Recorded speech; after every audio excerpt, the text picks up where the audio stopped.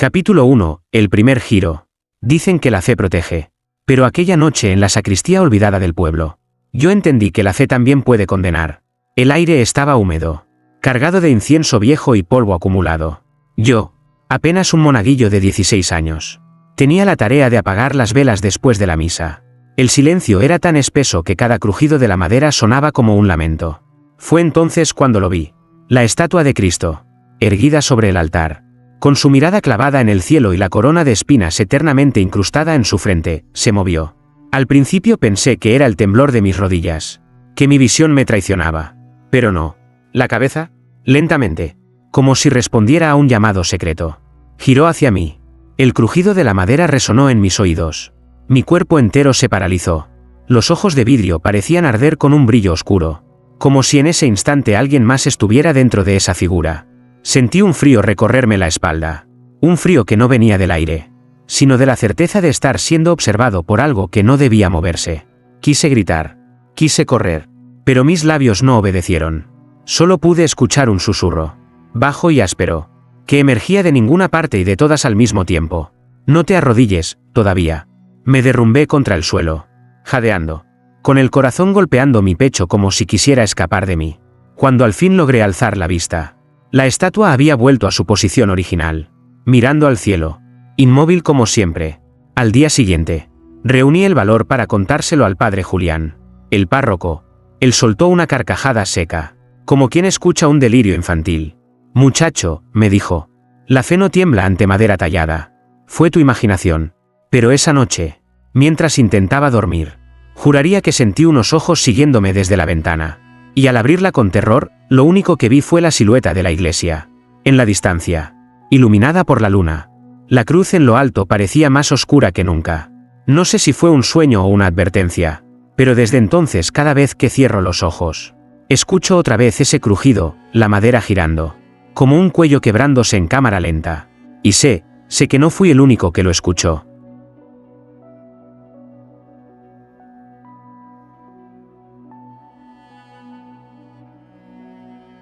Capítulo 2. Susurros de madera.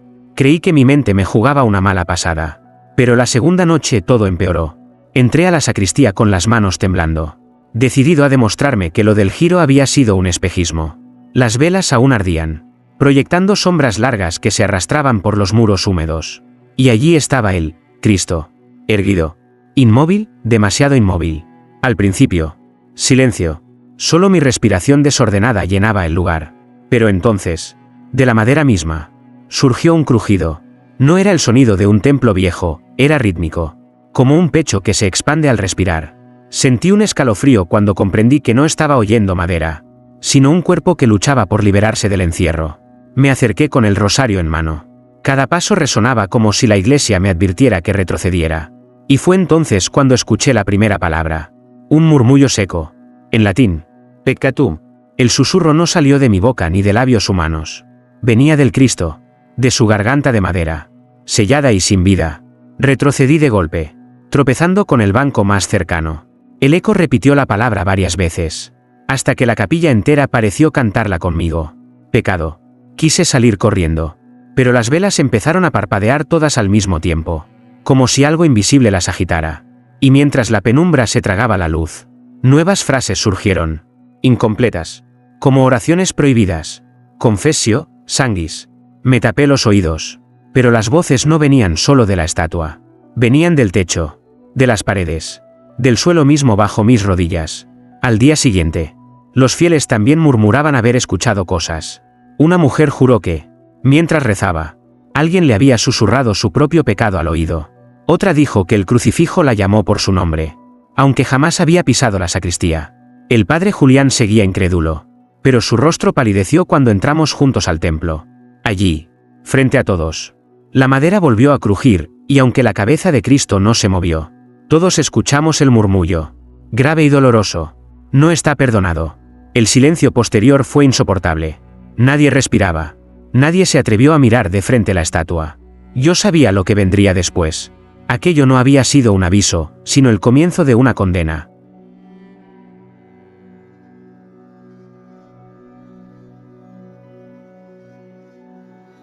Capítulo 3. El sacerdote incrédulo. El padre Julián siempre decía que la fe debía sostenernos contra la superstición, que los rumores eran obra del miedo y que el miedo, al final, era el arma del demonio. Pero esa seguridad empezó a quebrarse la noche que entró solo en la capilla. Yo lo vi marcharse con paso firme, con el rosario en la mano y una vela encendida. Antes de cruzar el umbral, me ordenó quedarme fuera. La casa de Dios no se inclina ante rumores, me dijo con voz grave. Yo obedecí, aunque mis manos sudaban. La puerta se cerró tras de él con un golpe seco. Al principio solo escuché sus rezos, murmurados en latín, seguros, como si con cada palabra quisiera arrancarle la máscara a un fantasma invisible. Pero pronto, el silencio se hizo demasiado largo. Entonces llegó el crujido, ese sonido que ya me perseguía hasta en sueños. La madera gimiendo como un hueso torcido. Me pegué a la puerta, conteniendo la respiración. Dentro, el padre Julián gritó: «¡Basta! Cristo no gira su rostro ante la mentira». Y de inmediato, un estruendo sacudió los muros. Algo cayó al suelo. Quizá la vela. Mi corazón retumbaba en los oídos cuando escuché otro ruido, un susurro grave, prolongado, que no era humano. La puerta se abrió de golpe y el padre salió tambaleándose, con el rostro desencajado. Sus ojos parecían más viejos, como si hubiese envejecido años en segundos. No dijo nada, solo apretaba el crucifijo contra su pecho. Esa madrugada no hubo misa. La campana quedó muda, y el pueblo entero lo notó. Cuando al fin reunió a algunos fieles para hablar, su voz no era la misma. Dijo con un hilo tembloroso: «La estatua me negó». Nadie comprendió del todo sus palabras. Pero yo lo vi. Antes de huir de la capilla, él se había vuelto un instante, y en su mirada se reflejaba lo imposible, la estatua de Cristo, con la cabeza inclinada hacia un lado, moviéndose lentamente de un sí a un no. No lo olvidaré jamás. Ese Cristo no aprobaba, estaba rechazando. Y algo me decía que el rechazo no era solo hacia él, sino hacia todos nosotros.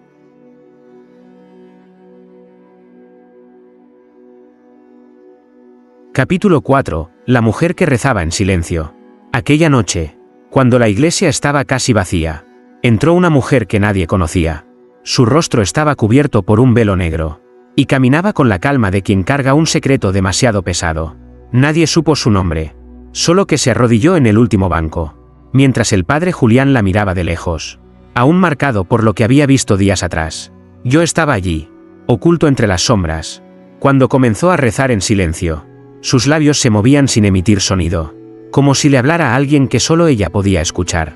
La atmósfera cambió de inmediato, el aire se espesó, las velas chisporrotearon, y la estatua de Cristo pareció inclinarse hacia adelante, como prestando atención. De repente, la mujer soltó un gemido ahogado. Sus manos apretaban el rosario con tanta fuerza que las cuentas se incrustaban en su piel. Y entonces ocurrió lo imposible, una gota roja descendió del rosario. No como sudor ni tinta, era sangre. Una a una, las cuentas comenzaron a mancharse, y sus dedos quedaron teñidos como si hubiera abierto una herida invisible. El murmullo regresó. No lo escuchamos en los muros, ni en el suelo, salió directamente de la boca cerrada de la estatua. Inmunda, penitente. La mujer se cubrió el rostro y cayó de rodillas, llorando en silencio. Sus lágrimas también eran rojas. Nadie se atrevió a acercarse.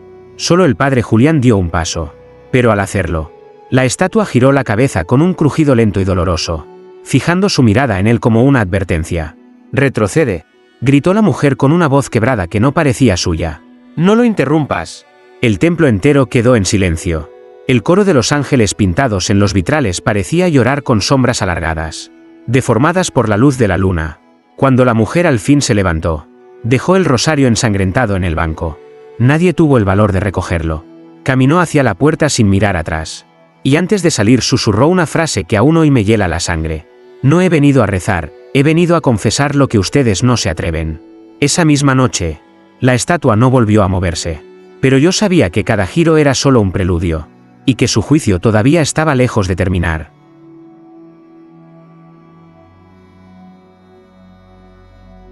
Capítulo 5. El cuaderno perdido. Dicen que los secretos de un templo no se esconden en los vitrales ni en los altares, sino en lo que se guarda detrás de ellos. Y fue allí, tras una tabla suelta en el retablo de la capilla, donde descubrimos el cuaderno. Todo comenzó cuando un grupo de fieles, cansados de rumores, decidió limpiar la sacristía. Yo estaba con ellos cuando la madera crujió de forma extraña, como si ocultara algo en sus entrañas. Con esfuerzo, movimos el panel y de aquel hueco oscuro salió un olor a humedad mezclado con hierro viejo, un olor a sangre seca. Dentro había un cuaderno encuadernado en cuero, corroído por el tiempo. No tenía título, solo una cruz dibujada en la tapa, torcida, como trazada con desesperación. El padre Julián, con manos temblorosas, lo abrió. Las páginas estaban manchadas, pero aún podían leerse frases escritas con una caligrafía nerviosa. Esta madera no fue bendecida. Fue regada con lágrimas de condenados. Cada fibra guarda un nombre. Cada astilla un grito. Pasamos las hojas en silencio. Allí se narraba la historia de un tallador que no era un simple artesano, sino un hombre obsesionado con sellar un pacto. Aseguraba que el Cristo tallado debía vigilar a los pecadores, girando la cabeza para señalar a quienes no merecían el perdón. Pero lo peor vino al final. En las últimas páginas, casi borradas por el tiempo, se podía leer: cuando gire 3 veces hacia ti, tu nombre será contado, y el altar cobrará lo que es suyo. Nadie quiso leer en voz alta esa frase, pero yo la escuché dentro de mi cabeza como si alguien la susurrara en el mismo momento. Al alzar la vista, todos nos quedamos helados. La estatua estaba exactamente igual que siempre, rígida y mirando al cielo. Sin embargo, había algo diferente. Sus labios, sellados en madera, tenían una grieta mínima, casi imperceptible, como si la boca quisiera abrirse. Esa noche nadie durmió tranquilo. Algunos juraron haber escuchado golpes desde la iglesia, como uñas rascando las paredes. Yo soñé con páginas que se escribían solas, con nombres tachados uno a uno. Y al despertar, sentí el rosario de la mujer del velo negro sobre mi mesa, manchado aún con sangre seca.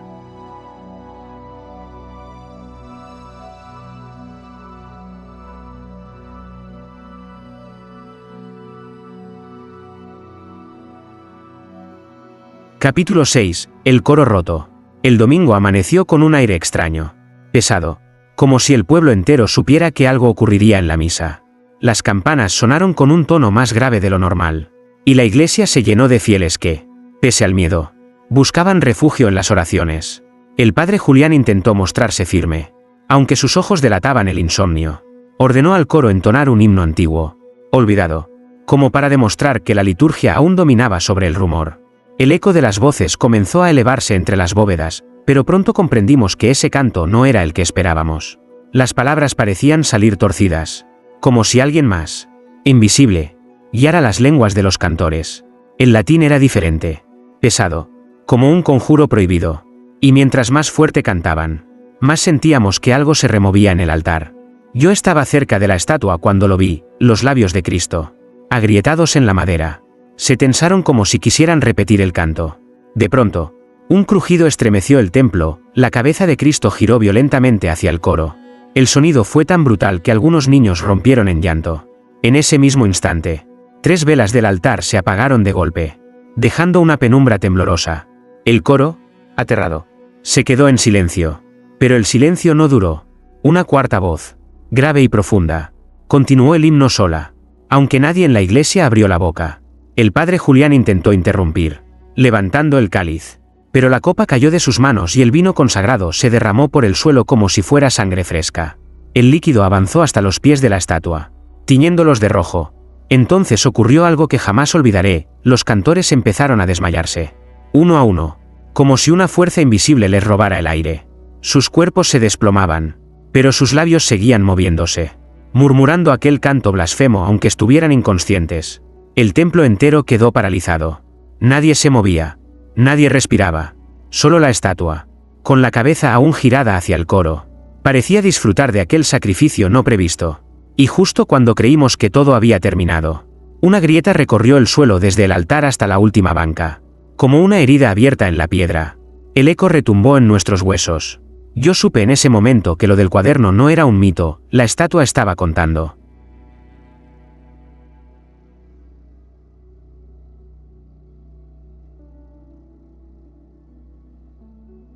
Capítulo 7. La noche del exorcismo. El obispo llegó al pueblo al anochecer, con 2 sacerdotes y un maletín lleno de reliquias. El aire estaba tan denso que ni los perros ladraban. La noticia corría de boca en boca: esta noche Cristo será exorcizado. Yo me colé en la iglesia, escondido entre los bancos traseros. El padre Julián, pálido y vencido, había suplicado ayuda. Y ahora el templo estaba rodeado de fieles que no se atrevían a entrar. Solo unos pocos valientes cruzaron la puerta, dispuestos a presenciar lo impensable. La estatua estaba allí, en el altar, inmóvil como siempre, aunque todos sabíamos que nos observaba. El obispo colocó agua bendita a sus pies y comenzó el rito en latín. Su voz firme, sin titubeos, los otros sacerdotes lo acompañaban con cánticos, levantando crucifijos y rociando incienso. Al principio, silencio, parecía que nada ocurriría, pero entonces, un murmullo profundo se filtró desde las paredes, como un eco subterráneo que repetía palabra por palabra las oraciones, burlándose de ellas. El crucifijo en la mano del obispo comenzó a calentarse, hasta que cayó al suelo con un chasquido metálico. De pronto, la estatua sonrió. No una ilusión, no un reflejo, los labios de madera se separaron, mostrando dientes ennegrecidos por siglos de silencio. El aire se llenó de un hedor insoportable, mezcla de incienso quemado y carne podrida.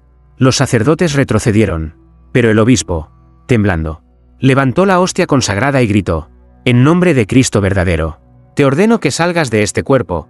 La estatua crujió como un árbol partiéndose, y la cabeza giró lentamente hacia él. Los vitrales explotaron al mismo tiempo, lanzando fragmentos de vidrio que hirieron a los presentes. Y entonces ocurrió lo imposible, las voces de los exorcistas se apagaron de golpe, como si alguien les hubiese robado la garganta. Cayeron al suelo, jadeando, sin poder pronunciar una sola palabra. Yo, aterrado, los vi abrir y cerrar la boca inútilmente, como peces fuera del agua. El único sonido en el templo era el de la estatua, riendo con un murmullo grave que no pertenecía a ningún ser humano. El obispo, arrodillado y ensangrentado por los vidrios, logró apenas balbucear una frase antes de desmayarse. No es Cristo, es lo que lo observa desde dentro. La vela principal se apagó en ese instante, y la oscuridad nos envolvió. Nadie volvió a rezar en voz alta esa noche.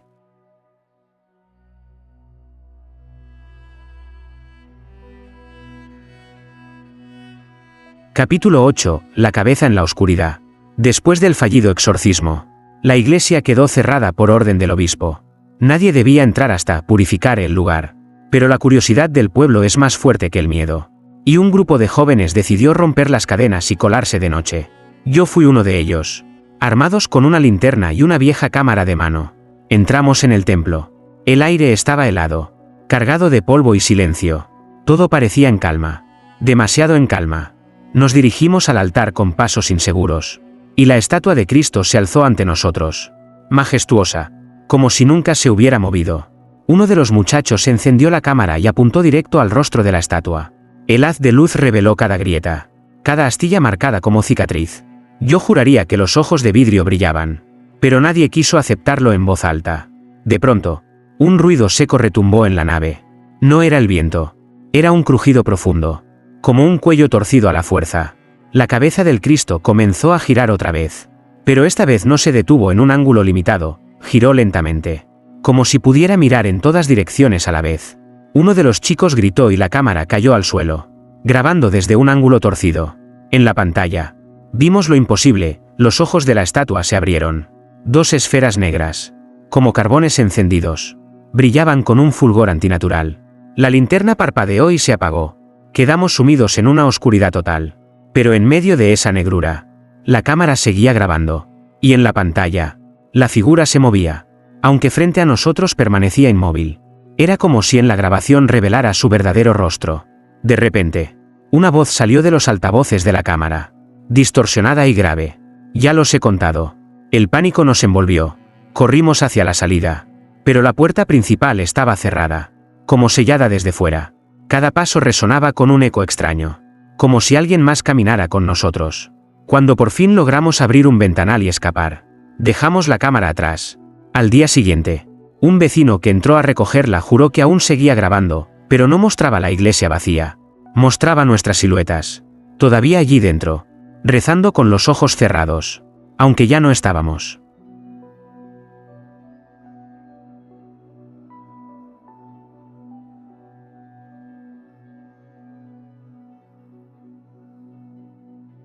Capítulo 9. La confesión prohibida.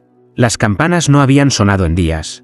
El pueblo entero vivía en un silencio sofocado, como si todos temieran pronunciar las palabras equivocadas. Fue entonces cuando apareció doña Rosario.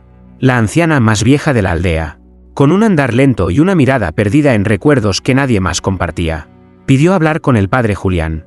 Pero su voz resonó tan fuerte en la plaza que todos terminamos escuchando. No busquen más explicaciones, yo sé lo que la estatua hace. Nos reunió dentro de la iglesia. A pesar de la resistencia del sacerdote, la anciana avanzó hasta el altar con el coraje que a nosotros nos faltaba. Se detuvo frente al Cristo y, con lágrimas en los ojos, confesó: hace 40 años, mi hijo desapareció. La última vez que lo vi, estaba aquí, arrodillado. La estatua giró la cabeza 3 veces hacia él, y desde esa noche nunca volvió. Un murmullo recorrió la capilla. Nadie sabía qué responder. La mujer respiró hondo y continuó: no se lo llevó un hombre. No huyó al monte. La estatua lo tragó. No como carne, sino como nombre.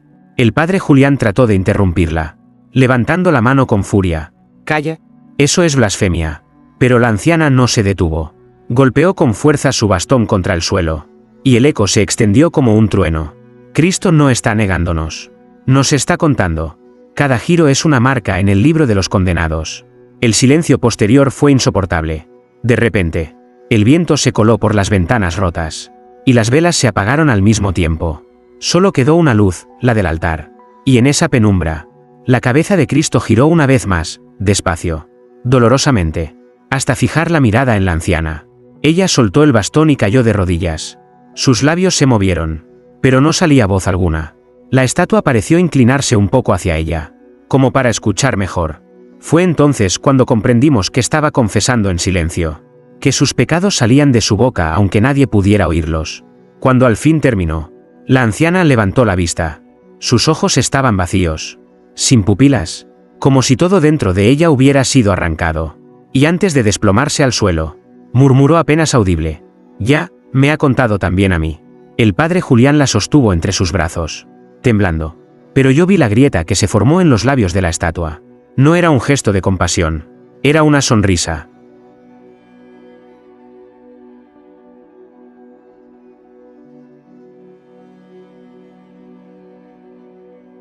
Capítulo 10. El reflejo en el agua bendita.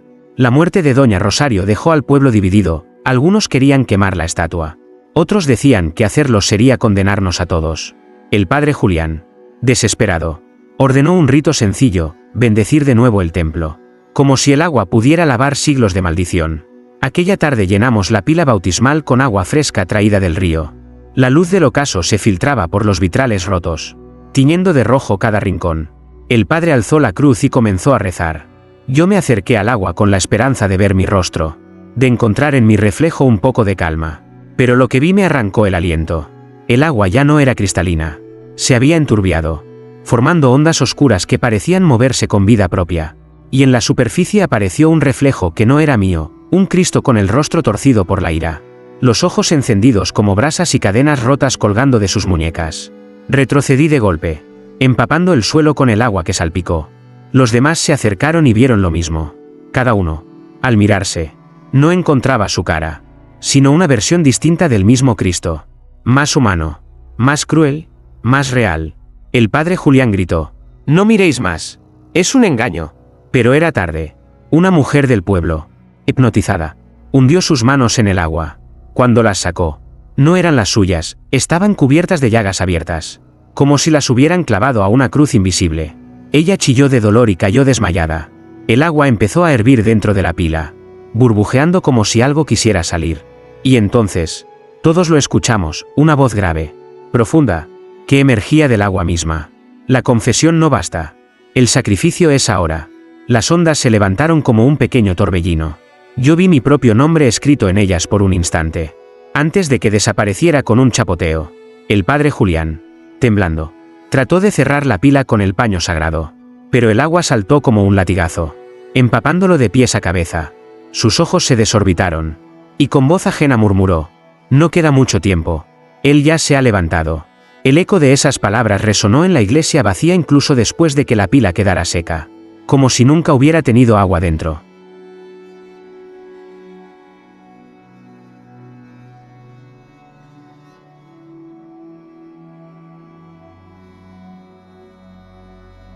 Capítulo 11. El silencio de los santos.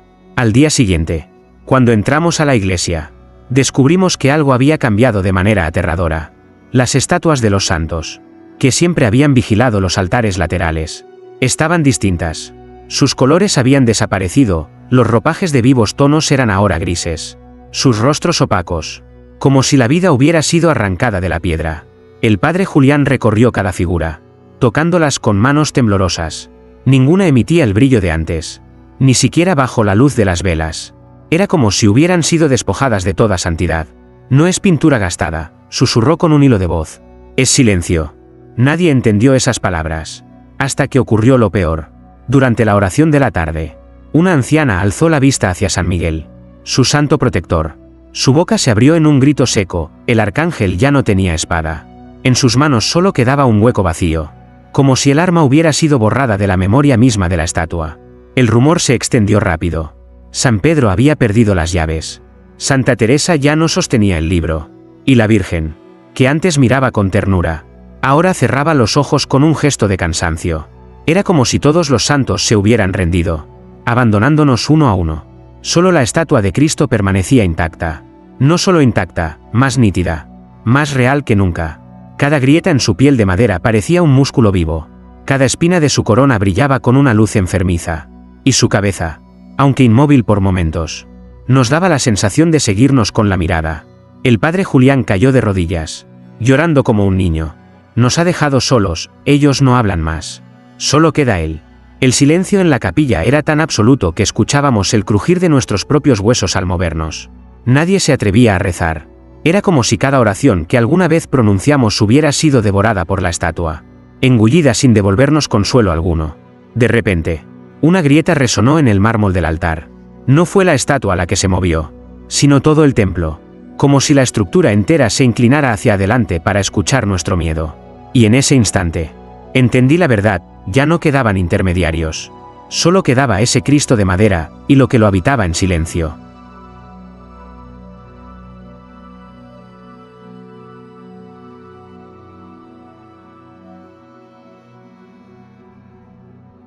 Capítulo 12. La procesión interrumpida. La Semana Santa llegó con un aire enrarecido. El pueblo, dividido entre el miedo y la tradición, decidió sacar la estatua de Cristo en procesión. Como cada año, muchos pensaban que así aplacarían su furia, otros que era una forma de enfrentarlo en plena calle, bajo la mirada del cielo. Desde temprano, los cofrades se reunieron con túnicas negras, cargando cirios que temblaban con un fuego débil, como si también ellos temieran apagarse. El padre Julián encabezaba la marcha, aunque sus pasos eran inseguros. Yo caminaba detrás, sosteniendo un farol, con el corazón latiendo como un tambor de guerra. Cuando los cargadores levantaron la estatua, un gemido recorrió la madera, un crujido tan humano que todos nos estremecimos. Y sin embargo, avanzamos. La procesión cruzó la nave central, acercándose a la gran puerta de la iglesia. Entonces ocurrió. El Cristo giró la cabeza hacia la salida, lentamente, con ese movimiento imposible que ya conocíamos. El crujido resonó como huesos quebrándose. Y justo cuando los hombres intentaron atravesar el umbral, las puertas se cerraron de golpe con un estruendo que hizo temblar los muros. Nadie las había tocado. Nadie. El silencio posterior fue insoportable. Algunos intentaron empujar, otros golpearon. Pero la madera no cedía. La iglesia entera estaba sellada. El aire se volvió sofocante, cargado de incienso rancio y sudor de miedo. El padre Julián gritó una oración desesperada, pero su voz fue ahogada por un murmullo coral que se alzó desde todas partes. Las paredes, el techo, el suelo, no eran voces humanas. Eran las mismas que habían cantado aquel himno prohibido en el capítulo del coro. Las velas se apagaron, y la oscuridad nos envolvió. Solo el rostro del Cristo brillaba, iluminado por una luz que no provenía de ningún sitio. Su boca se abrió apenas, y el movimiento bastó para que los cargadores soltaran el paso. La estatua no cayó. Se sostuvo sola, avanzando lentamente hacia nosotros, como si caminara. Alguien gritó. Alguien más cayó desmayado. Pero ninguno pudo escapar. La procesión ya no era nuestra. Era suya. Y cada paso que daba, el eco retumbaba como campanas fúnebres que marcaban el destino de todos los que estábamos allí. Su mirada se fijó en mí. Y sentí que ya no éramos espectadores. Éramos la ofrenda.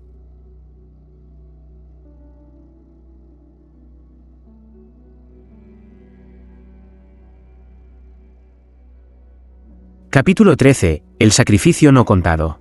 Dicen que toda iglesia guarda secretos en sus archivos. Pero ninguno de nosotros imaginó encontrar algo tan oscuro. Tras la procesión maldita, cuando la estatua se movió sola, un pequeño grupo nos refugiamos en la sacristía buscando respuestas.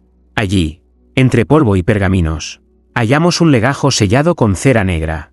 El padre Julián, con las manos temblorosas, lo rompió. Dentro había un manuscrito antiguo, firmado por un párroco desconocido.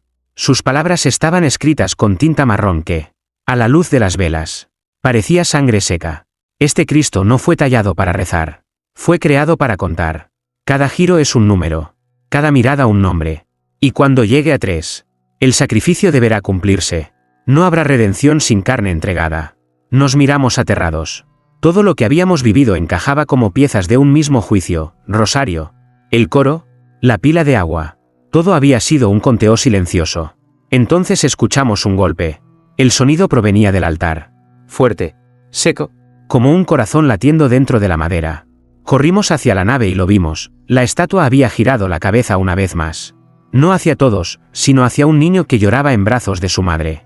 Ella gritó, y los demás intentamos protegerlos. Pero el suelo se resquebrajó bajo nuestros pies. Una grieta recorrió la piedra hasta el centro de la iglesia, dibujando un círculo perfecto alrededor del Cristo. El aire olía a hierro caliente. Y dentro de mi pecho algo me decía que el tiempo ya se había cumplido. El padre Julián cayó de rodillas, llorando. No estaba negándonos, gritó. Estaba esperando. La estatua inclinó la cabeza, como asintiendo. Y en ese momento entendimos la verdad. No se trataba de fe, ni de milagros. Era un pacto antiguo, un sacrificio que nunca se había contado en voz alta. La madre abrazaba al niño con fuerza, suplicando. Pero todos sentimos lo mismo, que ninguno de nosotros podía escapar. Porque el sacrificio no era solo suyo, sino de todos. Y mientras la corona de espinas brillaba con un resplandor imposible, la boca de Cristo se abrió lo suficiente para dejar salir un murmullo que heló nuestra sangre.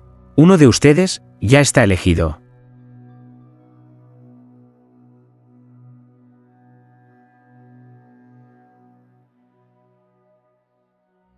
Capítulo 14. El último rezo. Nunca había sentido tanto miedo en una iglesia. Después de la revelación del manuscrito, ya nadie quería rezar, pero todos sabíamos que el momento había llegado. El aire estaba tan cargado que cada respiración pesaba como plomo en los pulmones. El padre Julián, con el rostro desencajado, nos ordenó arrodillarnos. Decía que la única defensa era la oración. Y así lo hicimos. Aunque el instinto gritaba lo contrario. Éramos un grupo tembloroso, rodeados por el silencio de los santos apagados y la presencia implacable de esa estatua viva. Comenzamos el Padre Nuestro.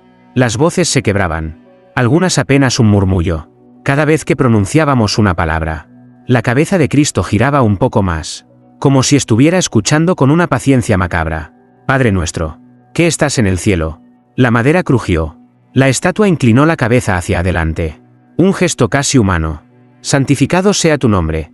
Un banco entero se partió en dos, como si alguien invisible lo hubiera destrozado. Hágase tu voluntad, así en la tierra como en el cielo. Las paredes vibraron, y el eco devolvió la frase distorsionada, como si otra voz rezara con nosotros desde el vientre de la iglesia. Cada amén era un cuchillo que abría más la grieta en el suelo. Yo sentía que al final de la oración, algo irreparable ocurriría. Cuando llegamos a líbranos del mal, las velas se apagaron todas al mismo tiempo. Solo quedaba el rostro del Cristo iluminado por una luz invisible. Su boca se abrió, mostrando dientes ennegrecidos. Entonces ocurrió lo impensable. Todos seguimos rezando, pero no con nuestras voces. Era como si alguien hablara desde dentro de nosotros, usando nuestra garganta. Yo sentía mis labios moverse, pero no era yo quien guiaba las palabras. El padre Julián gritó: «Deténganse, no terminen la oración». Pero ya era tarde. La multitud respondió al unísono, sin poder evitarlo. «Amén». El eco de esa palabra retumbó como un trueno. El suelo se agrietó aún más, y la iglesia tembló como si estuviera a punto de derrumbarse. La estatua de Cristo levantó levemente la cabeza, como si hubiera estado esperando solo esa palabra final. Y con una sonrisa apenas visible, murmuró: «Ahora comienza».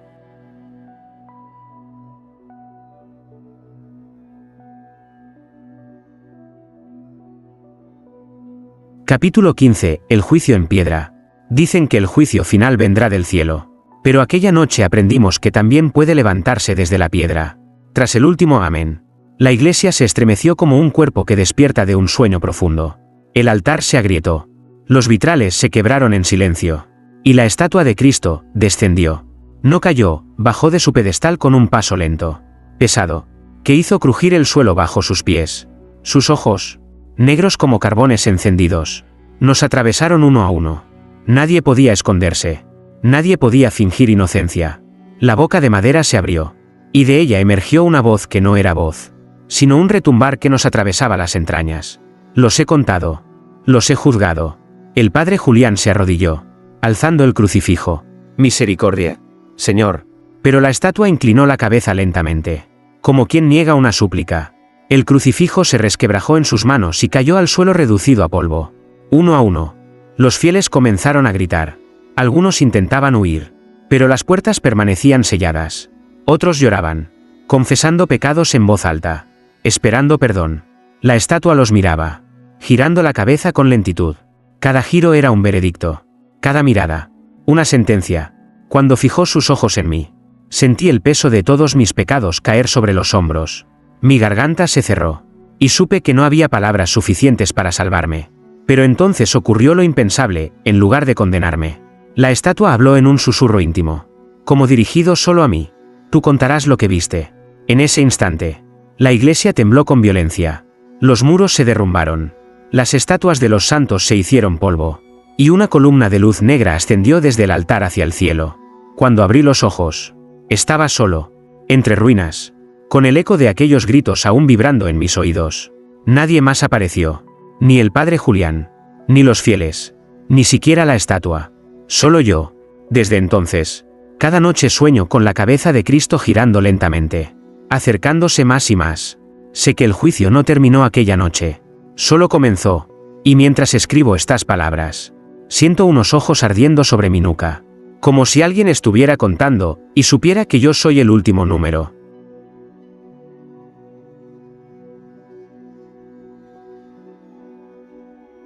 Epílogo, el número que falta. Han pasado meses desde aquella noche.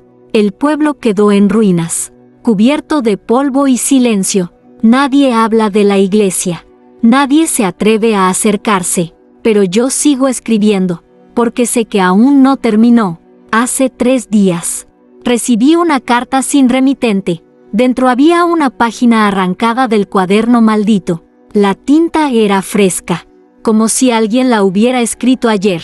Solo tenía una frase: el conteo no ha concluido. Falta uno. No había firma. Solo una cruz torcida dibujada en el margen. Desde entonces, escucho cada noche el mismo crujido en mi habitación, madera girando, cuello quebrándose lentamente. Y aunque cierro los ojos, sé que la estatua ya no está en el templo, está buscándome. Y cuando al fin gire la cabeza por última vez hacia mí, el número estará completo.